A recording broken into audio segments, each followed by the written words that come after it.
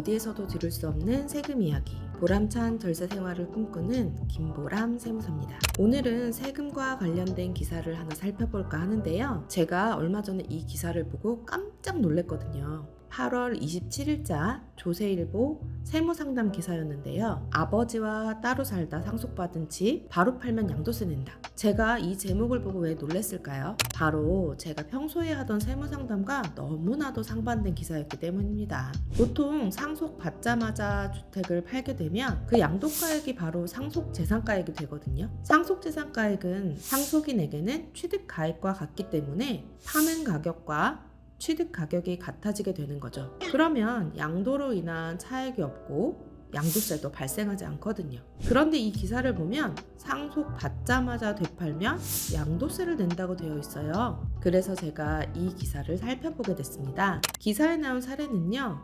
기획재정부 재산세과 예규였는데요. 예규를 살펴보면 다음과 같아요. 2021년에 아버지가 주택을 신규 취득했고요. 취득했을 때 지역은 조정 대상 지역이었습니다. 그 다음 해 3월에 아버지가 돌아가셨는데요. 그래서 아들이 상속으로 인해 이 주택을 받게 됐고, 상속 당시에도 이 지역은 조정 대상 지역이었어요. 그리고 아들은 이 주택 이외에는 다른 주택은 없었어요. 그런데 아들이 이 주택에서 얼마간 거주하다가 이 주택을 양도하려고 하는데 그때 궁금했던 게 생긴 거죠. 아버지의 거주기간을 내가 양도세 계산할 때 내 거주기간에 합산할 수 있을지 말이에요.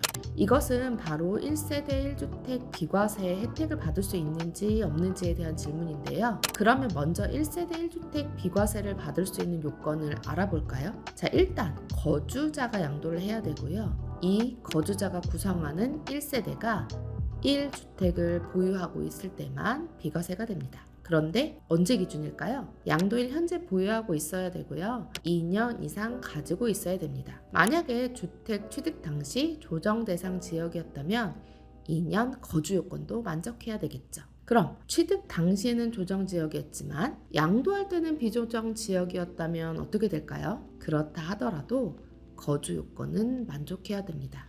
즉, 취득 시점에 조정 대상 지역이었느냐 아니냐를 기준으로 거주 요건을 따지게 되는 거예요. 그리고 12억이 초과하지 않아야 합니다. 즉, 고가주택이면 비과세를 해주지 않습니다.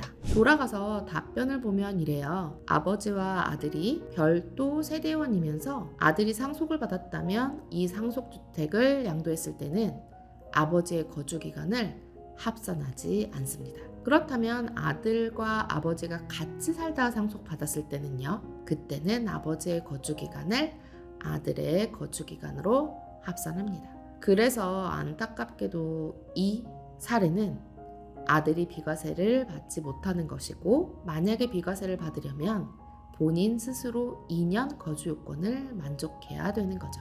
상속받은 주택에 대한 기사를 본 김에 상속주택에 대한 세금 문제를 살펴볼까요? 자, 먼저 내가 주택이 한 채 있는 상태에서 상속을 받게 된 거예요. 나의 의지와 상관없이 어떻게 됐죠? 2주택이 됐죠. 이렇게 2주택자가 되었을 때 1세대 1주택 비과세는 받을 수 없을까요? 받을 수 있어요.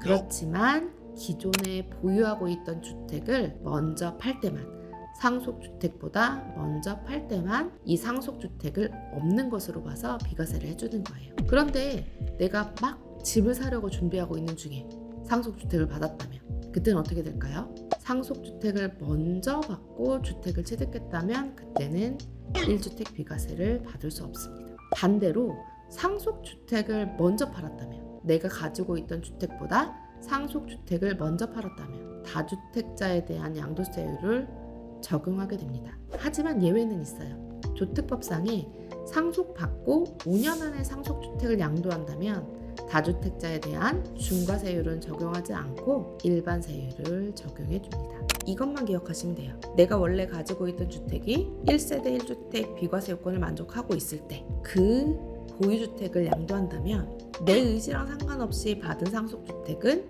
주택수에 포함하지 않으므로 나는 1주택 비과세를 받을 수 있다. 요것만 기억하시면 됩니다.